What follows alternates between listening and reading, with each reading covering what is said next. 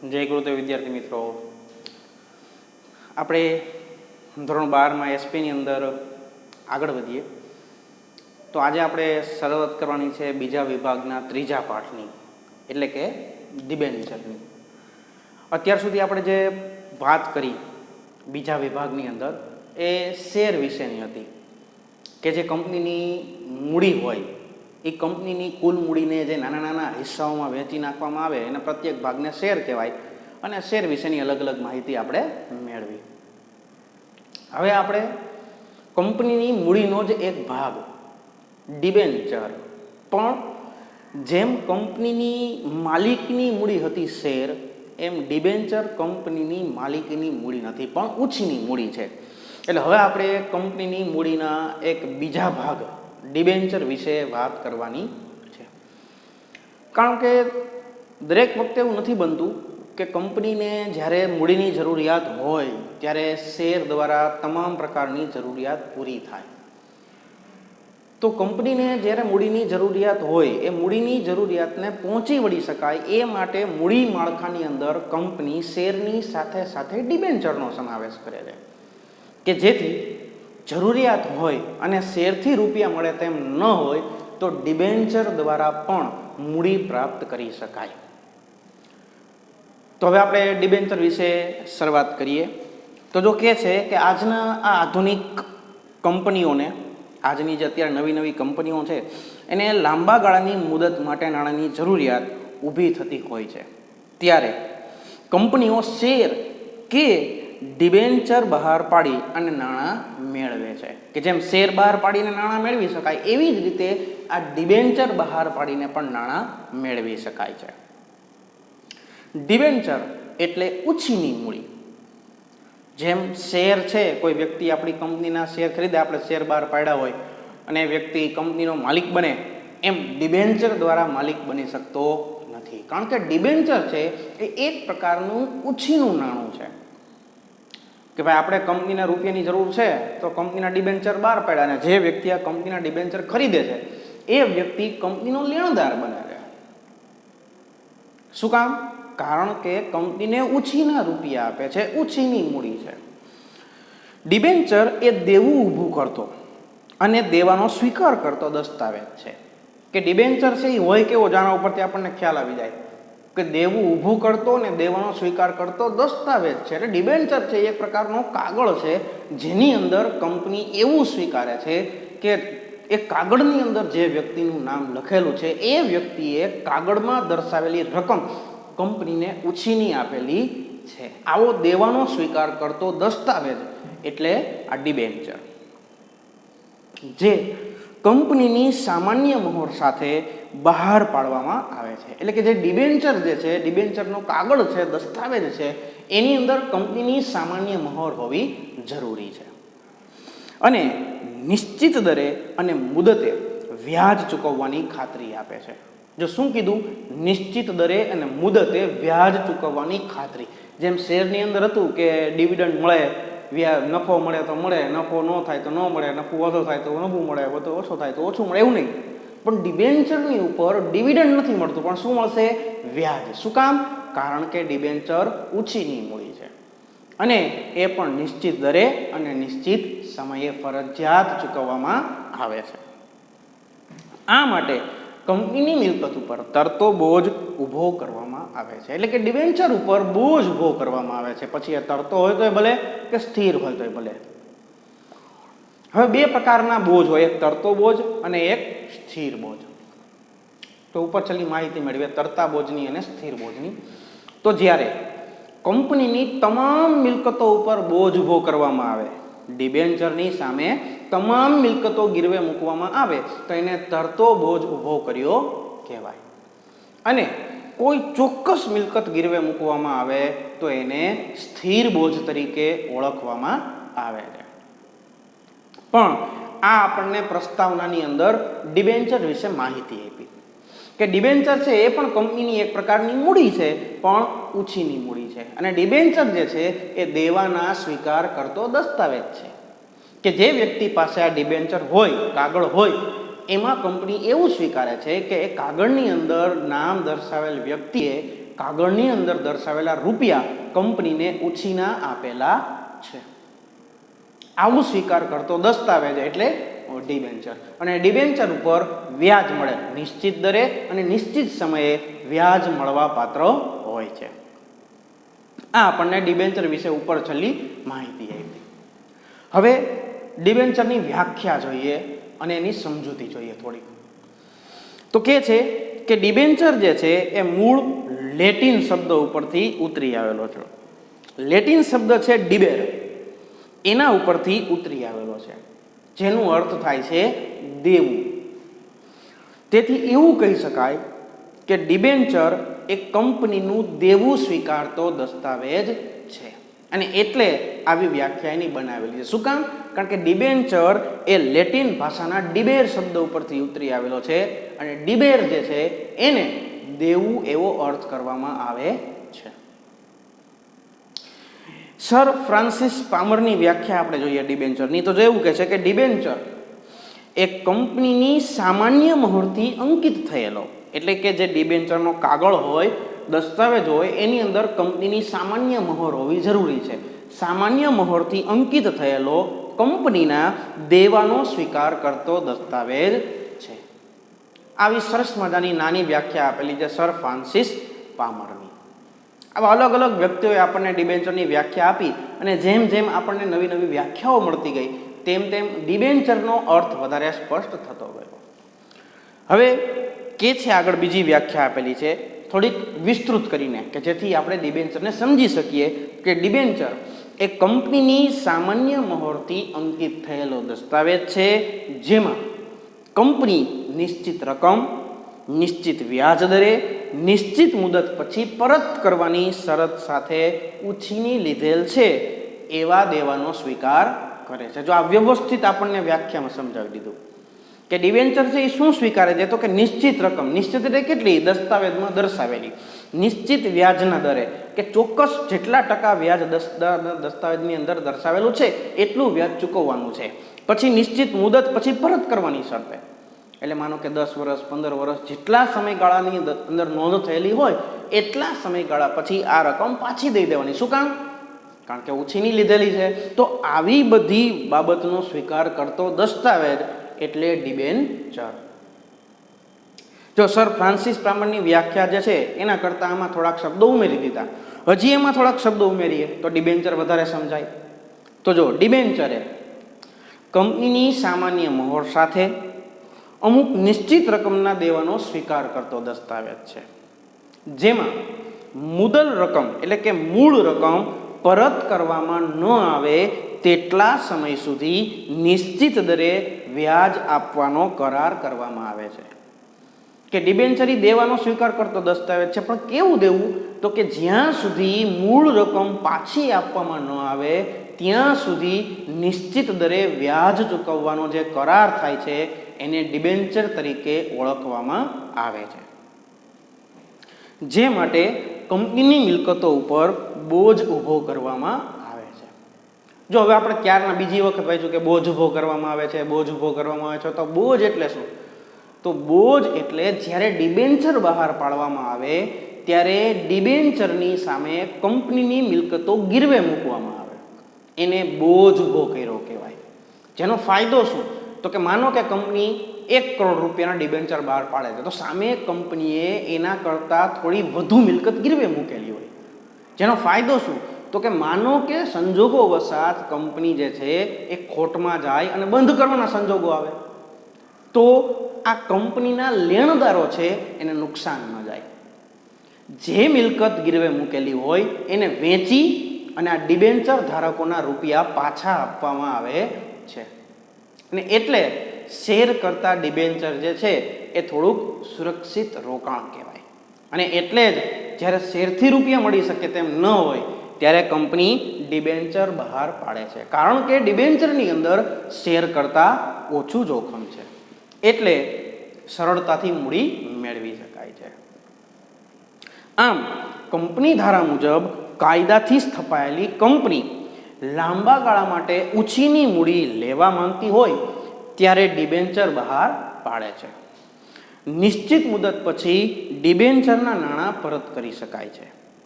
Company અને debenture ધારક વચ્ચે, જો એક માર્કમાં પૂછી શકાય એવો પ્રશ્ન છે, કંપની અને ડિબેન્ચર ધારક વચ્ચે દેવાદાર લેણદારનો સંબંધ ઉદ્ભવે છે. કંપની દેવાદાર, ડિબેન્ચર ધારક લેણદાર. ડિબેન્ચર ધારકને કંપનીમાં મત આપવાનો અધિકાર મળતો નથી. શું કામ? કારણ કે માલિક નથી, લેણદાર છે. એટલે તે કંપનીના સંચાલનમાં પણ કોઈ ભાગ લઈ શકતો નથી. પરંતુ ડિબેન્ચરો તેમના હિતના રક્ષણ માટે ડિબેન્ચર ટ્રસ્ટી નિમી શકે છે. એ હમણાં આપણે આગળ જોશું કે એક ટ્રસ્ટ ડીડની જોગવાઈ કરવામાં આવે કે જેની અંદર ડિબેન્ચર ટ્રસ્ટી નિમવામાં આવે જે ડિબેન્ચર ધારકોના નાણાંની રક્ષણની કામગીરી કરે છે અને એનું હિત જોખમાય નહીં એ જોવાની કામગીરી કરે છે. તો એના માટે જે ડિબેન્ચર ટ્રસ્ટ ડીડ છે એ કરાર છે. એ કરાર અનુસાર ડિબેન્ચર ધારકો ડિબેન્ચર ટ્રસ્ટીની નિમણૂક કરી શકે છે. બાકી ડિબેન્ચર ધારકને કંપનીમાં મત આપવાનો, સંચાલનમાં ભાગ લેવાનો આવા કોઈ અધિકારો પ્રાપ્ત થતા નથી. કે છે આગળ કે કંપની જ્યારે ફડચામાં જાય, ફડચામાં એટલે ખોટમાં, નુકસાનમાં, ત્યારે તેની મિલકતો વેચી અને સૌ પ્રથમ ડિબેન્ચર ધારકોને તેમના નાણાં ચૂકવવામાં આવે છે. શું કામ? કારણ કે માલિકો કરતાં પહેલાં લેણદારને મળે, એટલે શેર ધારકો પહેલાં ડિબેન્ચર ધારકોને રૂપિયા પાછા આપવામાં આવે છે. આ આપણે વાત કરી ડિબેન્ચરની, કે ડિબેન્ચર કોને કહેવાય, ડિબેન્ચર શું છે. હવે આપણે 2 અને 3 માર્ક માટે અગત્યના પ્રશ્નમાં આગળ વધીએ. તો એ છે ડિબેન્ચરના પ્રકાર, કે હાલ નવા કંપની ધારા અનુસાર કેટલા પ્રકારના ડિબેન્ચર, કયા કયા પ્રકારના ડિબેન્ચર કંપની બહાર પાડે છે. તો જો કે છે કે જાહેર જનતા સરળતાથી નાણાં રોકે તે માટે કંપની સંચાલકો જુદા જુદા પ્રકારના ડિબેન્ચર બહાર પાડે છે કે જેથી આ ડિબેન્ચરથી લોકો પોતાનું નાણું સુરક્ષિત અનુભવે અને જે કંપનીને નાણાંની જરૂરિયાત છે એ સરળતાથી પ્રાપ્ત કરી શકાય. ડિબેન્ચરમાં નાણાં રોકનાર વ્યક્તિ પોતાના નાણાંની સલામતીને ખાસ મહત્વ આપતા હોય છે કે હું જે રોકાણ કંપનીની અંદર કરું છું એ મારા નાણાં, મારું રોકાણ ડૂબે નહીં, એની ખાસ તકેદારી ડિબેન્ચર ધારકો રાખતા હોય છે. ડિબેન્ચરના પ્રકાર અત્યારે હાલ નવા કંપની ધારા પ્રમાણે 4 છે. એક ગીરો ડિબેન્ચર, બીજું સંપૂર્ણ રૂપાંતરણક્ષમ ડિબેન્ચર, ત્રીજું અંશતઃ રૂપાંતરણક્ષમ ડિબેન્ચર અને ચોથું બિન રૂપાંતરણક્ષમ ડિબેન્ચર. આ ચારેયને એક પછી એક સમજતા જઈએ તો જેવું એનું નામ છે એ જ પ્રમાણે એને સમજશું. જો પહેલું શું છે, ગીરો ડિબેન્ચર એટલે કે ગીરવી ડિબેન્ચર. ગીરવી ડિબેન્ચર એટલે શું? ગીરવી મૂકેલા હોય ડિબેન્ચર? તો કે ના. ગીરો ડિબેન્ચર એટલે એ પ્રકારના ડિબેન્ચર કે જે ડિબેન્ચર બહાર પાડતી વખતે કંપનીએ એ ડિબેન્ચરની સામે પોતાની મિલકતો ગીરવે મૂકેલી હોય, બોજ ઊભો કરેલો હોય તેવા ડિબેન્ચરને ગીરો ડિબેન્ચર તરીકે ઓળખવામાં આવે છે. જો કહે છે કે આ પ્રકારના ડિબેન્ચર બહાર પાડતા કંપની મિલકતો ગીરો મૂકી સ્થિર કે અસ્થિર બોજ ઊભો કરે છે, એટલે કે તરતો કે સ્થિર બોજ ઊભો કરે છે. ફરી પાછું યાદ કરાવી દઉં, તરતો બોજ એટલે જ્યારે કંપનીની તમામ મિલકતો ઉપર બોજ ઊભો કરવામાં આવે તો તરતો બોજ, અને કોઈ ચોક્કસ મિલકત ઉપર બોજ ઊભો કરવામાં આવે તો સ્થિર બોજ. આ મિલકતોના સંદર્ભમાં કોઈ પણ નિર્ણય લેતા પહેલા, એટલે કે જે મિલકતો ગીરવે મૂકેલી હોય એના સંદર્ભમાં કોઈ પણ નિર્ણય લેતા પહેલા કંપનીએ ડિબેન્ચર ધારકોની, ડિબેન્ચર હોલ્ડરના ટ્રસ્ટીઓની મંજૂરી મેળવવી પડે છે. શું કામ? કારણ કે જે મિલકત ગીરવે મૂકેલી છે એ હાલ ડિબેન્ચર ધારકોના હકની છે, એના માલિકીની છે, એટલે એનો અન્ય કોઈ ઉપયોગ કરતા પહેલા, અન્ય કોઈ નિર્ણય લેતા પહેલા ડિબેન્ચર હોલ્ડરના જે ટ્રસ્ટીઓ છે કે જે ડિબેન્ચર હોલ્ડરના નાણાંની સલામતીનું ધ્યાન રાખે છે એની મંજૂરી મેળવવી જરૂરી બને છે. કંપનીનું જ્યારે વિસર્જન થાય ત્યારે આવા ડિબેન્ચર હોલ્ડર્સનો મિલકતો ઉપર પ્રથમ હક હોય છે, એટલે કે એ મિલકત વેચી અને એના રૂપિયા આ ડિબેન્ચર ધારકોને પરત કરવામાં આવે છે. અને આવા જે ડિબેન્ચર બહાર પાડવામાં આવે એને ગીરો ડિબેન્ચર તરીકે ઓળખવામાં આવે છે. આ પહેલો પ્રકાર.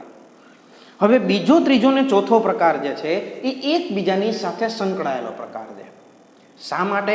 કારણ કે જો ત્રણેયના નામ શું છે હવે? સંપૂર્ણ રૂપાંતરક્ષમ, અંશતઃ રૂપાંતરક્ષમ અને બિન રૂપાંતરક્ષમ. રૂપાંતરક્ષમ શબ્દ જે છે એ ત્રણેયમાં કોમન નીકળે છે. તો પહેલા આપણે એ શબ્દની સમજૂતી મેળવી કે રૂપાંતરક્ષમ એટલે રૂપાંતર થઈ શકે તેવા ડિબેન્ચર.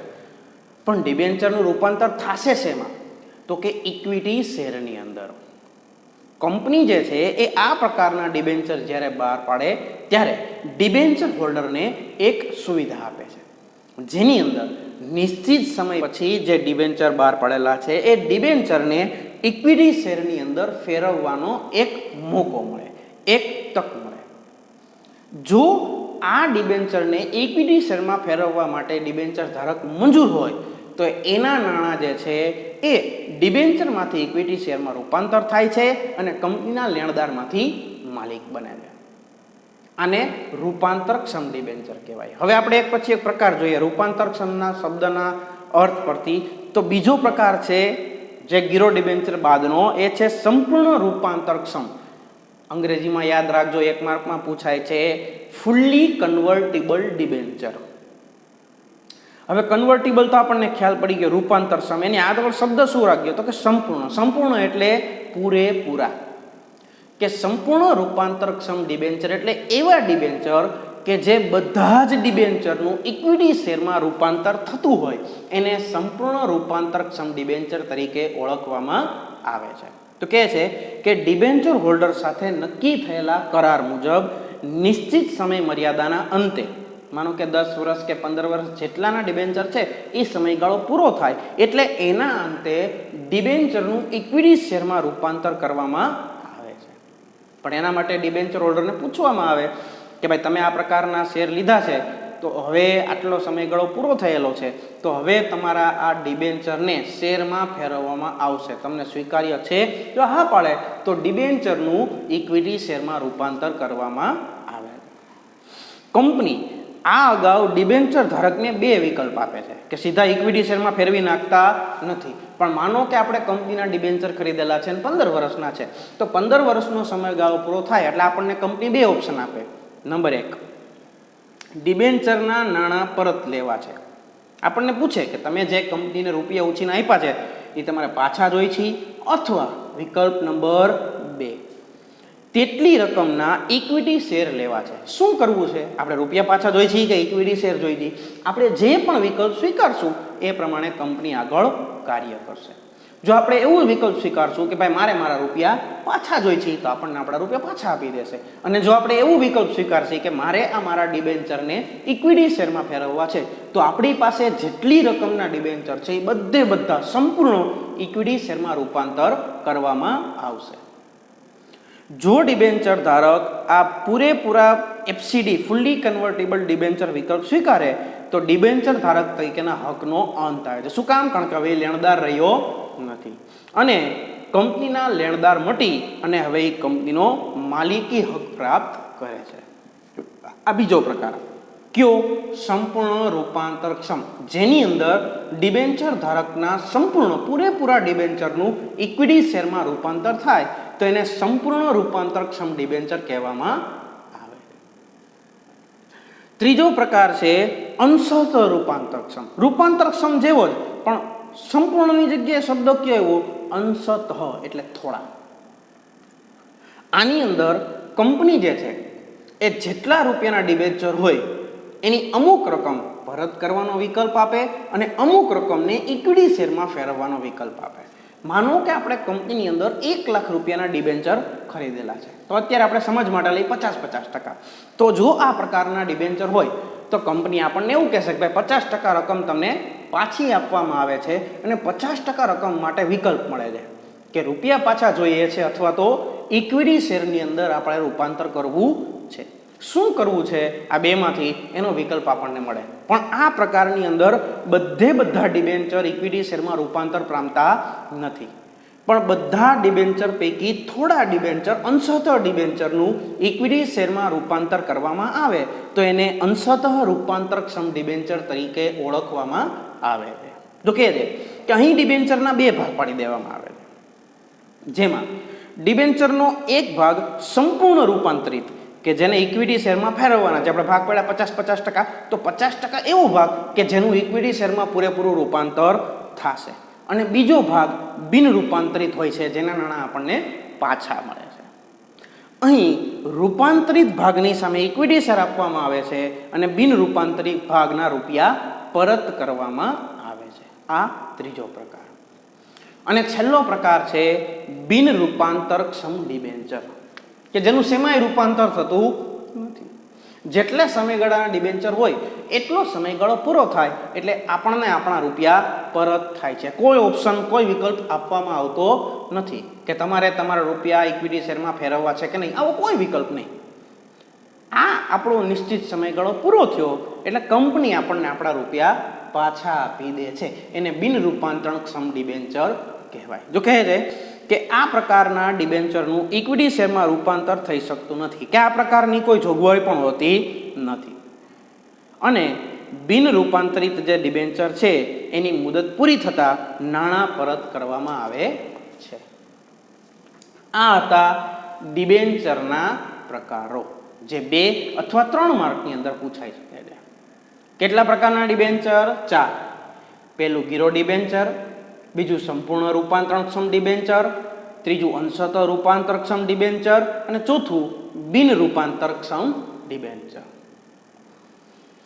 હવે એના પ્રકારથી આગળ વધીએ તો જેવી રીતે કંપની શેર બહાર પાડવાની એક ચોક્કસ વિધિ હોય, એવી જ રીતે કંપનીના ડિબેન્ચર બહાર પાડવા માટેની પણ એક ચોક્કસ વિધિ રાખવામાં આવેલી છે.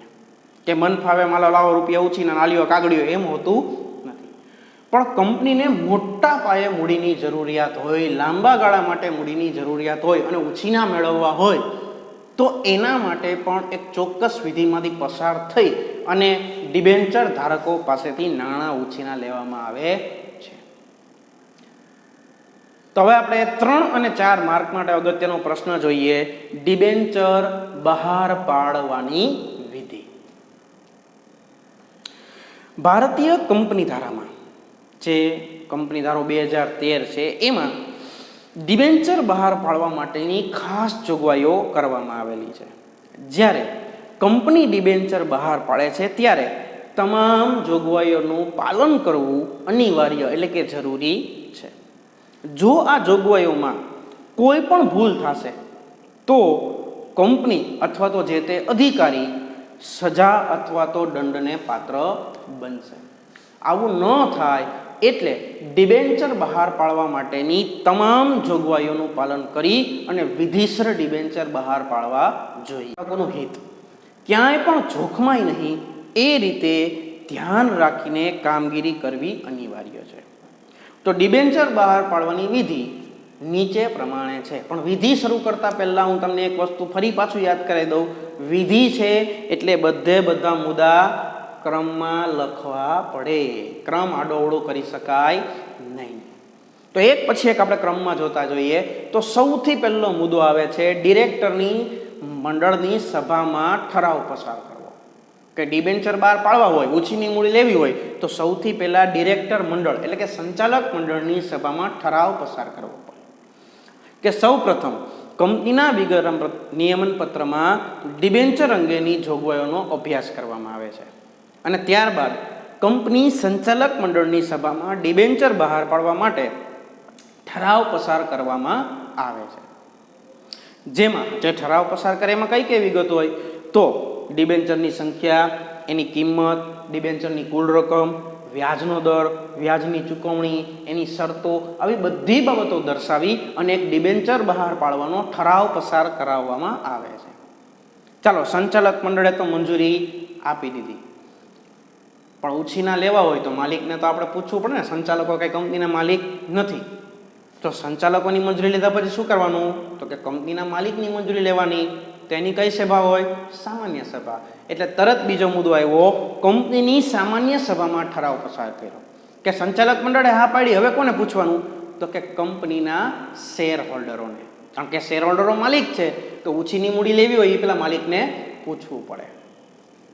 તો જો કે છે કે કંપની ડિબેન્ચર બહાર પાડી જે નાણાકીય ભંડોળ એકત્ર કરવા માંગે છે તેના કારણે મૂડીનું પ્રમાણ મુક્ત અનામત ભંડોળ કરતાં વધી જતું હોય અથવા તો સત્તાની મર્યાદાથી વધારે રકમના ડિબેન્ચર બહાર પાડવાના હોય ત્યારે કંપનીની સામાન્ય સભા બોલાવી અને સભ્યોની સંમતિ લેવી જરૂરી બને. એનો મતલબ એવો કે શું થયું કે કુલ ઉછીની મૂડી જે છે એ અનામત ભંડોળ કરતાં વધી જાય ત્યારે આપણે કંપનીની સામાન્ય સભા બોલાવી અને શેર હોલ્ડરોની મંજૂરી લેવી પડે. પણ છતાં આપણે તમામ વિધિની અંદર આ મુદ્દો દર્શાવી દેવાનો કે સૌથી પહેલાં સંચાલક મંડળની સભામાં ઠરાવ પસાર કરવાનો અને ત્યારબાદ કંપનીની સામાન્ય સભાની અંદર શેર હોલ્ડરની મંજૂરી મેળવવા માટે ઠરાવ પસાર કરાવવાનો. ચાલો, સંચાલકની મંજૂરી મળી ગઈ, પછી શેરધારકોની મંજૂરી મળી ગઈ, પછી ત્રીજા મુદ્દામાં શું આવે તો કે સેબીની મંજૂરી લેવાની. કે ડિબેન્ચર બહાર પાડવા સેબીની મંજૂરી, સેબીનું પૂરું નામ શું? Security and exchange board of India, એની મંજૂરી લેવી જરૂરી છે. અને સેબીની જે માર્ગદર્શક સૂચનાઓ છે, સૂચનો છે, એનું પાલન થાય એની પણ આપણે તકેદારી રાખવી પડે. એટલે સૌથી પહેલાં તો આ ત્રણેયની મંજૂરી લેવાની. પહેલાં સંચાલક મંડળની, પછી શેરધારકોની અને પછી સેબીની. ચાલો, ત્રણેયની મંજૂરી આપણે લઈ લીધી. પછી શું તો ચોથા મુદ્દાની અંદર વિજ્ઞાપન પત્ર બહાર પાડવું. કે જ્યારે જાહેર કંપનીઓએ ડિબેન્ચર બહાર પાડવા માટે વિજ્ઞાપન પત્ર જાહેર જનતાને આમંત્રણ આપે છે. કે શું કરે કે જ્યારે કંપનીને ડિબેન્ચર બહાર પાડવા હોય તો જેવી રીતે શેર માટે વિજ્ઞાપન પત્ર બહાર પાડતા હતા એવી જ રીતે ડિબેન્ચર માટે પણ વિજ્ઞાપન પત્ર બહાર પાડવામાં આવે છે. વિજ્ઞાપન પત્રમાં ડિબેન્ચરની વિવિધ બાબતો વિગતે દર્શાવવામાં આવે છે. કેવા ડિબેન્ચર છે, કેટલા ટકા વ્યાજ મળશે, રૂપાંતરિત છે કે શું છે, એ બધી બાબત, ડિબેન્ચરને લગતી બધી અગત્યની બાબત આ વિજ્ઞાપન પત્રની અંદર દર્શાવવામાં આવે છે. જેનો ડિબેન્ચર ખરીદવા ઈચ્છતી વ્યક્તિઓ અને સંસ્થાઓ અભ્યાસ કરે છે અને પછી ડિબેન્ચર ખરીદવાનો નિર્ણય કરે છે. ચાલો, હવે વિજ્ઞાપન પત્ર બહાર પડ્યું કે જેની સાથે સાથે શું કરવાનું તો કે ડિબેન્ચર ટ્રસ્ટીઓની નિમણૂક કરવી પડે કે જે ડિબેન્ચર કરાર તૈયાર કરવામાં આવે છે. કે ડિબેન્ચર ધારકોના હિતના રક્ષણ માટે ટ્રસ્ટ ધારાની જોગવાઈઓ પ્રમાણે trust did, debenture trust did કરાર તૈયાર કરવામાં આવે છે અને કંપનીમાં ડિબેન્ચર ટ્રસ્ટીઓની નિમણૂક કરવામાં આવે છે. હવે પ્રશ્ન આપણને એમ થાય કે આપણે તમને એમ જોયું હતું કે ડિબેન્ચર ધારકો ટ્રસ્ટીની નિમણૂક કરે છે, તો અહીંયા તો વિજ્ઞાપન પત્રની હારે કેમ થાય તો કે ટ્રસ્ટીની નિમણૂક નહીં પણ ડિબેન્ચર ટ્રસ્ટ ડીડ કરાર આ તબક્કે તૈયાર કરવામાં આવે છે અને પછી આ કરારની શરતો પ્રમાણે ડિબેન્ચર ધારકો ડિબેન્ચર ટ્રસ્ટીની નિમણૂક કરે છે. ચાલો, ડિબેન્ચર ટ્રસ્ટીઓની નિમણૂક માટેનો કરાર તૈયાર થઈ ગયો. પછી તો કે બાંહેધરી દલાલ સાથે કરાર કરવો પડે. તો કે બાંહેધરી દલાલ શું કામ તો કે આપણને ખ્યાલ છે શેરમાં જ જોયું હતું કે જો કંપનીને જેટલા રૂપિયાના ડિબેન્ચર બહાર પાડેલા છે એના સામે ઓછામાં ઓછી અમુક ટકા રકમના ડિબેન્ચર માટે અરજીઓ નહીં મળે તો કંપની આ નાણાંનો ઉપયોગ કરી શકશે નહીં. માટે શેર બજારની અંદર એવા દલાલો છે જે એવી બાંહેધરી સ્વીકારે કે જો એને ઓછામાં ઓછી રકમના ડિબેન્ચર જેટલી રકમની અરજીઓ નહીં મળે તો ખૂટતી રકમના ડિબેન્ચર પોતે ખરીદી લેશે. આવો જે કરાર કરવામાં આવે એને બાંહેધરી કરાર કહેવાય. તો આ તબક્કે આપણે બાંહેધરી કરાર કરવો પડે કે કંપનીના સંચાલકો ડિબેન્ચરના ભરણા સંદર્ભે બાંહેધરી દલાલો સાથે, સંસ્થાઓ સાથે કરાર કરવા માંગતા હોય તો આ તબક્કે કરાર કરવામાં આવે છે અને બંને પક્ષે શરતો નક્કી કરવામાં આવે છે. ચાલો, હવે ડિબેન્ચર ધારક માટે બાંહેધરી કરાર થઈ ગયો. હવે તો કે શેડ્યુલ બેંકમાં ખાતું ખોલાવવું પડે, કારણ કે ખાતું ખોલાવ્યા વગર તો આપણે રકમ જમા નહીં કરી શકીએ. એટલે આ જ તબક્કે વિજ્ઞાપન પત્ર બહાર પાડવાની સાથે જ શેડ્યુલ્ડ બેંક એટલે કે રાષ્ટ્રીયકૃત બેંકની અંદર ખાતું ખોલાવવામાં આવે છે. જે આપણે શેરમાં જોયું હતું એસ્ક્રો ખાતું ખોલાવવામાં આવે એવું જ ખાતું આ ડિબેન્ચર બહાર પાડતી વખતે ખોલાવવામાં આવે છે. કે કંપની ડિબેન્ચરની અરજી અને નાણાં સ્વીકારવા માટે શેડ્યુલ્ડ બેંકમાં અલગથી ખાતું ખોલાવે છે અને જે ખાતાની અંદર ડિબેન્ચરના નાણાં સ્વીકારવામાં આવે છે. ચાલો, ખાતું એ ખુલી ગયું. પછી તો કે ડિબેન્ચર છે એ પણ એ પ્રકારની જામીનગીરી છે કે જે શેરની જેમ લે વેચ થઈ શકે. તો શેરની જેમ લે વેચ થઈ શકતી હોય, તો જેમ શેરની શેર બજારમાં નોંધણી થતી હોય એવી જ રીતે ડિબેન્ચરની પણ શેર બજારમાં નોંધણી કરાવવી જરૂરી બને છે. એટલે 8મો મુદ્દો આવે શેર બજારમાં નોંધણી કરાવવાની, કે જો વિજ્ઞાપન પત્રમાં દર્શાવવામાં આવેલ હોય કે શેર બજારની સાથે કરાર કરેલો છે, તો કંપની સંચાલકોએ ડિબેન્ચરના ખરીદ વેચાણ માટે માન્ય શેર બજારમાં અરજી કરવામાં આવે છે. પરંતુ જો શેર બજાર આ અરજી કોઈ કારણસર રદ કરે છે અથવા તો નામંજૂર કરે છે, તો કંપનીઓ ડિબેન્ચરના નાણાં પાછા આપે છે અથવા તો પાછા આપવા પડે છે. શું કામ? કારણ કે જો આપણે શેર બજારની અંદર નોંધણી કરવા અરજી કરીએ અને શેર બજાર આપણને ના પાડી દે, તો વિજ્ઞાપન પત્રમાં દર્શાવેલી શરતનું પાલન થતું નથી, જેના પરિણામે આપણે આ ડિબેન્ચરના નાણાંનો ઉપયોગ નથી કરી શકતા અને જેટલા રૂપિયાની અરજી આવેલી હોય એ બધી પાછી આપી દેવી પડે. એટલે આ તબક્કે બાબત ખૂબ જ જરૂરી છે કે જો કંપનીએ શેર બજારમાં અરજી કરેલી હોય તો એ અરજીને માન્ય રાખેલી હોવી જોઈએ. ત્યારબાદ 9મા મુદ્દામાં છે ડિબેન્ચર વહેંચણી પત્રક તૈયાર કરવું. કે ચાલો બધું થઈ ગયું, ખાતું ખોલ્યું, બાંયધરી કરારે થઈ ગયા, વિજ્ઞાપન પત્ર બારે પાડી દીધું, પણ હવે શું થશે? તો કે ડિબેન્ચર ધારકો અરજી કરશે, તો અરજી આવે તો એનું વહેંચણી પત્રક તૈયાર કરવું પડે. કે વિજ્ઞાપન પત્રમાં દર્શાવ્યા પ્રમાણે ડિબેન્ચર ભરણાની યાદી બંધ થયા પછી જેટલા લોકોના રૂપિયા આવેલા છે, જેટલી અરજી આવેલી છે, એના આધારે કંપની સેક્રેટરી ડિબેન્ચર વહેંચણી પત્રક તૈયાર કરે છે. કંપનીના ડિરેક્ટરની સભામાં ડિબેન્ચર ફાળવણી અંગેનો નિર્ણય લેવામાં આવે છે કે કોને કેટલા ડિબેન્ચર આપવામાં આવે છે એ, અને કોને કેટલા ડિબેન્ચર ફાળવવા તે નક્કી થઈ ગયા પછી ડિબેન્ચરના પ્રમાણપત્રો મોકલવાની કાર્યવાહી કરવામાં આવે છે. અને સૌની છેલ્લે ડિબેન્ચરના પ્રમાણપત્રો મોકલવામાં આવે છે. પણ અહીંયા એક માર્કમાં પૂછાય એવો મુદ્દો અંદરથી પૂછાય છે કે કંપનીએ જો ડિબેન્ચરના નાણાં હપ્તાથી ચૂકવવાની શરત રાખી હોય, ચાલો બધું પૂરું થઈ ગયું, રૂપિયા મળી ગયા, ડિબેન્ચરે સ્વીકારી લીધા, પણ માનો કે કંપનીએ એવી શરત રાખેલી છે કે ડિબેન્ચરના રૂપિયા તમારે એક સાથે નહીં પણ હપ્તે હપ્તે દેવાના, 1 અથવા 2 હપ્તે, ત્યારે પૂરા નાણાં ચૂકવાયા પછી જ આ ડિબેન્ચર પ્રમાણપત્રો મોકલવામાં આવે છે. જો ડિબેન્ચરના નાણાં પૂરા ન ભરાય તો ડિબેન્ચરનું પ્રમાણપત્ર મોકલવામાં આવતું નથી. જ્યારે ડિબેન્ચર ધારક ડિબેન્ચરના પૂરેપૂરા રૂપિયા ભરી દે છે પછી ડિબેન્ચરના પ્રમાણપત્રો તૈયાર કરી અને સેક્રેટરી એને મોકલે છે. આમ આ 10 મુદ્દામાંથી પસાર થઈ અને ડિબેન્ચર બહાર પાડી શકાય છે.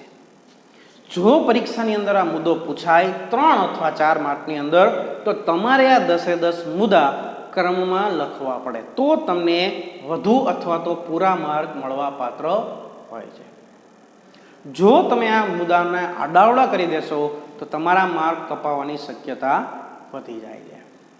આ આપણે જોયું ડિબેન્ચર બહાર પાડવાની વિધિ, જે 3 અથવા 4 માર્કની અંદર પૂછાય છે.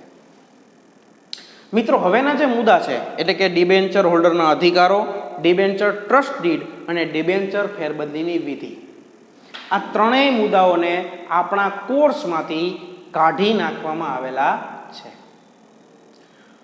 હવે આપણે જે છેલ્લો મુદ્દો જોવાનો છે એ મુદ્દો 2, 3 અને 4 આ ત્રણેય માર્કની અંદર પૂછાઈ શકે એવો મુદ્દો છે, એટલે કે શેર અને ડિબેન્ચરનો તફાવત. આ શેર અને ડિબેન્ચરનો તફાવત જે છે એ 2, 3 અને 4 આ ત્રણેયની અંદર પૂછાઈ શકે એવો છે. જો આ તફાવત 2 માર્કની અંદર પૂછાય તો 2 મુદ્દા લખવાના, જો આ તફાવત 3 માર્કની અંદર પૂછાય તો 2ના 3 મુદ્દા લખવાના, અને જો આ તફાવત 4 માર્કની અંદર પૂછાય તો આ બંનેના 4 મુદ્દા લખવાના થશે. તો હવે આપણે એની માહિતી મેળવીએ. તો સૌથી પહેલો મુદ્દો છે બેયનો અર્થ, કે કંપની પોતાના માલિકીની મૂડીને નાના હિસ્સામાં વેચી નાખે છે તેને શેર કહેવાય. જો શબ્દ યાદ રાખજો, માલિકીની મૂડીને નાના હિસ્સામાં વેચે એને શેર કહેવાય. જ્યારે ડિબેન્ચર તો કે કંપની જાહેર જનતા પાસેથી જે રકમ ઉછીની મેળવે એને ડિબેન્ચર તરીકે ઓળખવામાં આવે છે. બીજો છે મૂડીનો મુદ્દો, કે કેવી મૂડી થાય? તો કે શેર જે છે એ કંપનીની માલિકીની મૂડી છે અને ડિબેન્ચર જે છે એ કંપનીની ઉછીની મૂડી છે. ત્રીજો મુદ્દો છે વળતર, કે શેરમાં વળતરમાં શું મળે અને ડિબેન્ચરના વળતરમાં શું મળે? તો કંપની નફામાંથી વળતર તરીકે શેર ઉપર ડિવિડન્ડ આપે છે અને ડિબેન્ચર પર વળતર તરીકે વ્યાજ આપે છે. આ ત્રીજો મુદ્દો. ત્યારબાદ ચોથો મુદ્દો બનાવેલો છે વળતરનો દર, કે શેર ઉપર વળતરનો દર કેટલો હોય અને ડિબેન્ચર ઉપર કેટલો હોય. તો ડિવિડન્ડનો દર નિશ્ચિત હોતો નથી. આપણને ખ્યાલ છે કે ડિવિડન્ડ નફા સાથે સંબંધ ધરાવે છે. જો નફો વધુ થશે તો વધુ ડિવિડન્ડ, નફો ઓછો થશે તો ઓછું ડિવિડન્ડ. જ્યારે ડિબેન્ચર ઉપર વ્યાજનો દર નિશ્ચિત છે. નફો થાય કે નુકસાન થાય, ડિબેન્ચરનું વ્યાજ દેવું ફરજિયાત છે, જ્યારે ડિવિડન્ડ દેવું ફરજિયાત નથી. આ ચોથો મુદ્દો. પાંચમો મુદ્દો છે માલિકી અંગેનો, જેમાં શેર હોલ્ડર એ કંપનીનો માલિક બને છે, જ્યારે ડિબેન્ચર હોલ્ડર એ માલિક બનતો નથી પરંતુ લેણદાર બને છે. શું કામ? કારણ કે ઉછીની મૂડી આપે છે એટલે લેણદાર બને છે અને કંપનીની માલિકીની મૂડી શેર છે એટલે શેરધારક માલિક બને છે. ત્યારબાદનો મુદ્દો છે જોખમ, કે શેરની અંદર જોખમ કેટલું અને ડિબેન્ચરની અંદર જોખમ કેટલું. તો શેરમાં જોખમનું પ્રમાણ વધારે જોવા મળે છે, જ્યારે ડિબેન્ચરની અંદર જોખમનું પ્રમાણ ઓછું છે. શું કામ?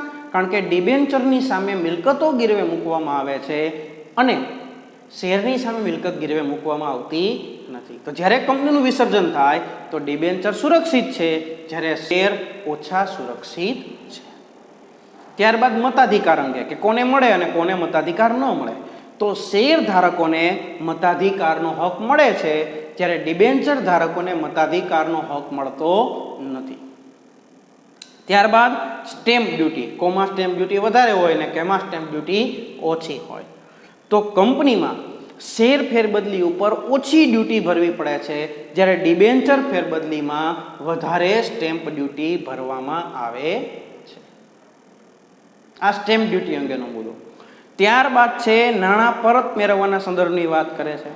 તો આપણને ખ્યાલ છે કે કંપની જ્યાં સુધી કાયદેસર રીતે હયાત હોય ત્યાં સુધી શેરના નાણાં પરત કરવાના હોતા નથી અને કંપનીના વિસર્જન સમયે પણ સૌથી છેલ્લે નાણાં પરત કરવામાં આવે છે, જ્યારે ડિબેન્ચરના પ્રકાર મુજબ કંપની નાણાં પરત કરી શકે છે અને જો વિસર્જન થાય તો શેર ધારકો પહેલા પ્રથમ નાણાં મેળવવાનો અધિકાર હોય છે.